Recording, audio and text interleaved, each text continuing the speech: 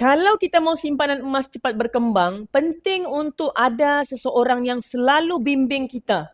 Seorang leader atau dealer yang kongsikan ilmu from time to time. Sebab mereka boleh bagi panduan tentang teknik menyimpan, masa terbaik untuk beli atau jual emas, item mana yang paling sesuai dengan bajet kita dan sama ada duit tu sesuai digunakan untuk tujuan tertentu. Contohnya, simpan untuk kahwin pada tahun sekian-sekian.